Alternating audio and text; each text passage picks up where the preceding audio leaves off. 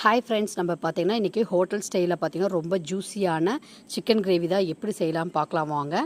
First பார்த்தீங்கன்னா chicken வந்து நம்ம 1/2 kg எடுத்துக்கிட்டோம்.